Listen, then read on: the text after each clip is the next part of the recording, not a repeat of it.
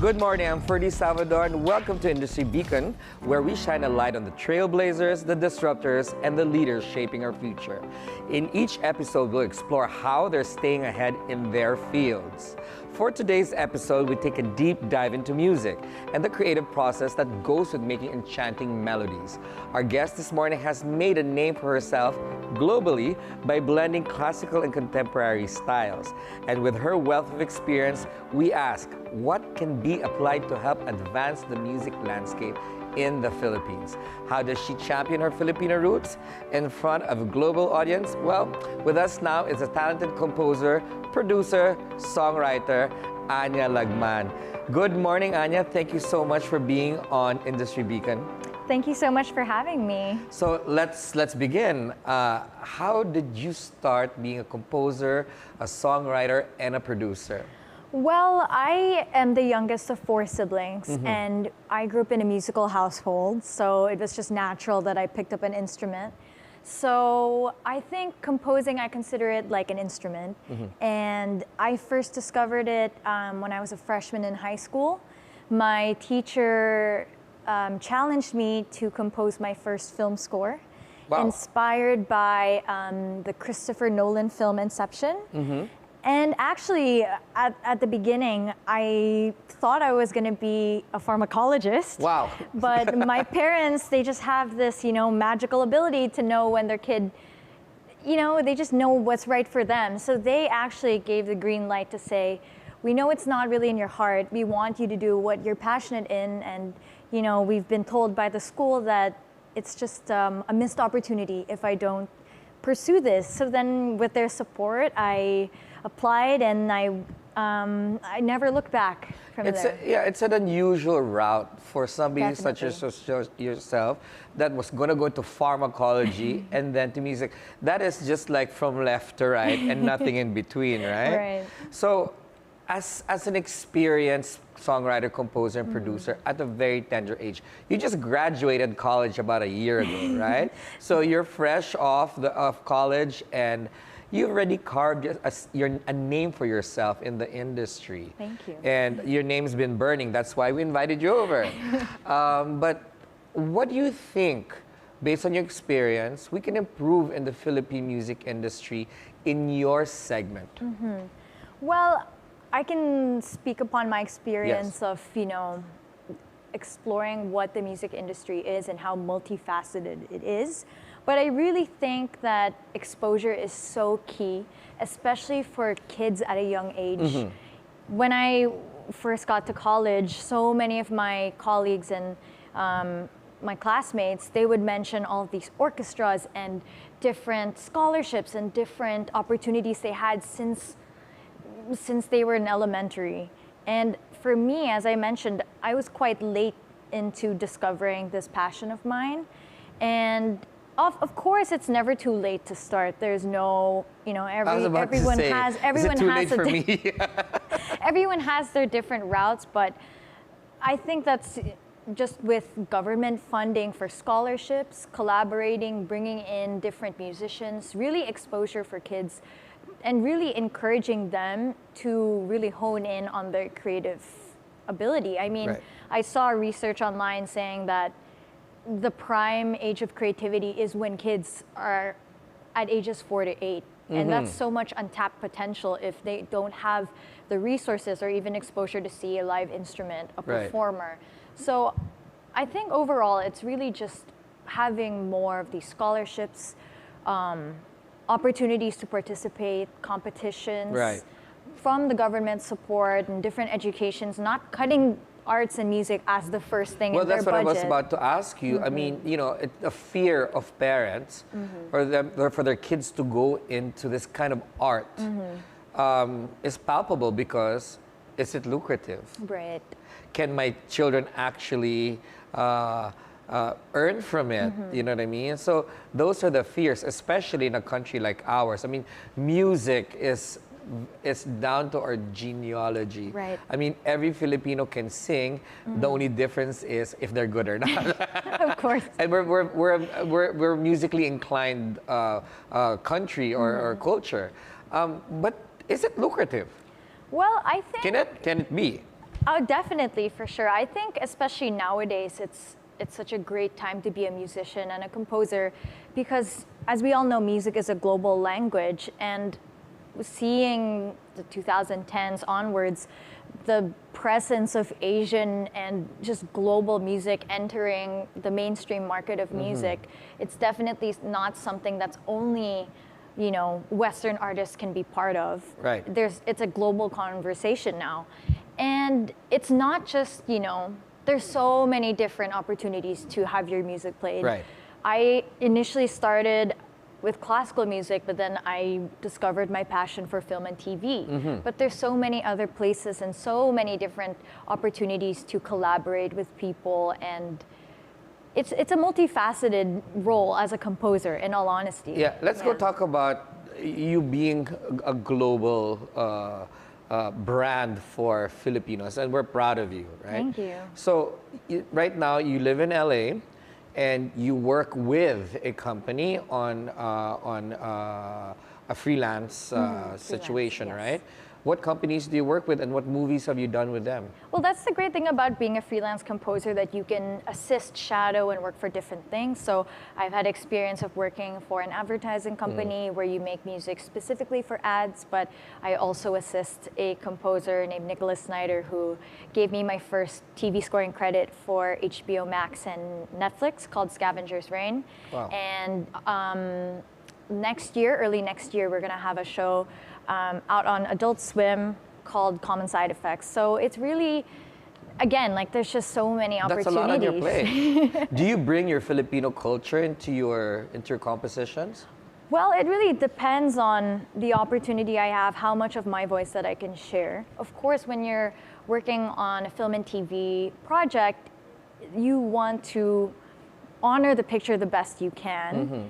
And forego your ego as a composer to say, this is what I think is right, because it's a collaborative experience, in all honesty. I don't think that a composer should really say that this is my music and you have to accept it. I think they have to be very considerate of how the audience will feel, how there's so many parts involved. So when I get the opportunity to really share what comes from my heart, that's really when I want to champion underrepresented voices in the Philippines. Nice. But talking about that, Anya, incidentally, Anya's composed something for the country, actually. Can you tell us about that? Or you can tell them. So it first started with my show at the Goldenberg Mansion called Pagsibol, which was the first musical and cultural show that I performed my pieces about OFW women working in Hong Kong, talking about the Filipino identity.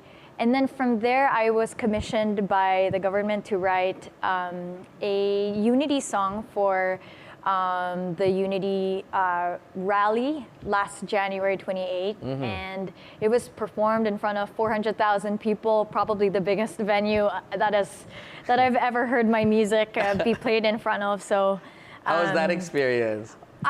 This is why I like being a composer. I'm kind of off the stage, behind the scenes, and it's more I let the performer bring it to life. But you listening to your music being played in front of almost 500,000 people, I mean, that's enough to send me to the hospital with a heart attack, because I'd be so nervous. Honestly, for me, no matter the size, even if it's just one person listening to my music, I'm really sensitive and thoughtful of how they feel.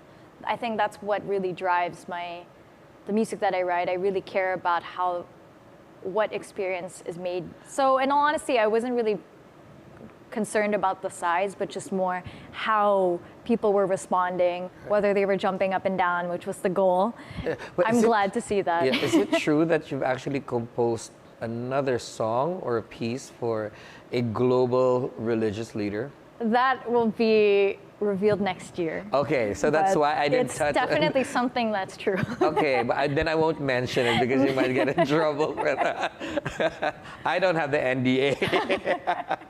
So, what about challenges in the music scene in the Philippines? I want to touch base on that, and right after this. And we're going to take a quick break.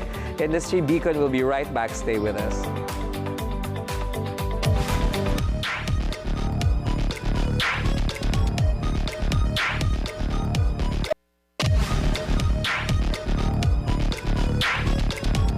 And we're back. You're still watching Industry Beacon here on BNC. Let's continue our chat with composer and producer, songwriter Anya Lagman. So, previously, before our break, I was asking about the challenges of the music industry. What do you observe as such in the country? I definitely think it's just the number of opportunities a musician has to play their music. I hear from a lot of musicians that even though you're affiliated with one, that you can still be part of multiple, but it's not enough, I think. I mean, is there enough resources that NGOs or even the government are putting into talents such as yourself? As I mentioned earlier, just with the competition, the global competition of the standards of music out there, I think it really is just the need of exposure for young musicians to really develop their talent. I heard somewhere that famous singer Sabrina Carpenter, it took her 10 years to get to where she is, and that's with the resources she has. Yes. So what more with musicians in the Philippines with, time is of the essence, I think, when it comes to your career. Of course, there's no rush, but definitely there should be more funding and support because the music industry for classical, honestly, for classical music, and contemporary, that's true, because there's barriers to entry for both. For the contemporary side, you need to have access to technology and always constantly update your gear to make sure that you're matching the quality and standards on the global level. Yeah, but I think what people don't understand, and please correct me if I'm wrong, is when people are watching Filipino-made movies, or any movie for that matter, except perhaps Bollywood, right? They've got their own genre. You actually infuse a lot of classical and contemporary music to the scoring of the movie. Because if a movie is made without any scoring, it's basically a flop, right? So, in that sense, do you think there should be more exposure or knowledge about to expose children at an early age that, hey, the movie, the cartoon, or the TV show that you're watching actually has classical and contemporary scoring? Definitely. I think that, of course, there's no right path. And there are composers that I've met throughout my career that don't even come from the classical training. Some of them are rock musicians, come from bands, and then they decide to, participate in this film scoring industry. But, you still need to have that knowledge, I think, just because, music is, in my opinion, cyclical, and you need to also rely on the past of the standards because you really need to tap into people's emotions like that. You can't expect them to figure it out after 5 times of watching it. They need to just get it on the go. So definitely it's really just that early exposure to know that, that music that is playing, even though it's behind dialogue or whatever, there has been thought and, theory and a lot of training that led to that decision. In your personal opinion, do you think, I'm going to call it A-pop, okay, because Asian pop is all the rage. You've got the K-pop, J-pop, C-pop, P-pop, right? P-pop is exploding. Do you think that children, elementary and middle school should be more exposed to classical and contemporary music versus A-pop music? I mean, in my opinion, I think that governments can really tap into exposing kids to our local cultural music, the indigenous music, folk music of the Philippines, because it's such a communal experience.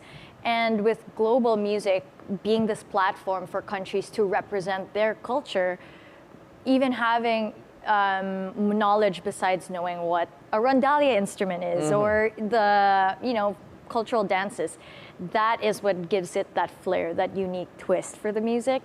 So I don't think it's necessarily just classical music. That really would just be kind of understanding, knowing what a groove is, what rhythm, the basic elements, but just knowing that music also has a message and can really champion culture forward to future generations. So not just, knowing what a piano is or whatever, but also knowing the history of our music because we need to preserve it for future generations. What about technology? How's it affecting your music and your music business? Definitely 2 different approaches to your question. Especially for the film scoring world, there are times when the budget gets tight and you have to not only just be the composer, but you also have to be the musician. So you'll hear a lot of people say that EDM music is made on a laptop, Right. and that's honestly the case for a lot of composers writing for film and TV. No, really? Yes, so that's what I mean by investing. They don't have a sound room wherein there's like 30, 50 musicians, not like in, I guess, in the 90s. I mean, you're yeah. very young, you probably never seen that before, but But you know, the budget, when push comes to shove, you have to find a way to give them the best music possible within the limits. So that's why technology has evolved to the point where I can actually play the violin on my keyboard, and you might think that it's actually a professional musician recording. Mm-hmm. But of course, if the budget allows, you want to give opportunities for musicians to bring life to the music. what about Definitely. here? Let's talk about classical contemporary musicians being championed in the Philippines. Who are they? Do you have a top 3 that you can think of? When I was in LA, actually, when I was at USC for college, a lot of people were so amazed to hear that I was from the Philippines because they actually champion music specifically for the choral world. Wow. The Philippine Madrigal singers are Correct. recognized globally, and Yes. the music that they do, it's not just classical Bach or whatever. They do local artists. They play their music, which I think is just so inspiring. And I hope that there will be more opportunities for the orchestra scene, but definitely the classical choral world. People that I look up to, my peers are Nilo Alcala. He works a lot with That's two. with the Madrigal singer Sonder Choi. He's in LA and is just such a inspiring person. But they really have been such They have just been at the front of the music industry for the choral scene and the classical scene. If you were to vote a national artist for contemporary or classical music in the Philippines, who would you vote for? That is a tough question. It's not in the script. It definitely is not in the This script. is a monkey wrench.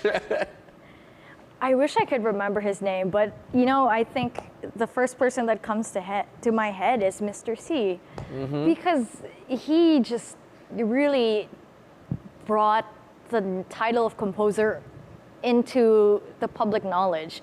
Before, it would be the composers behind the scenes and it would be the singer, but it's just so inspiring what he's done for composers to even identify proudly and say that I'm a composer. I'm not a singer, I'm not a musician, I am a composer. Is social media helping, industry leaders like yourself bring your craft to the world?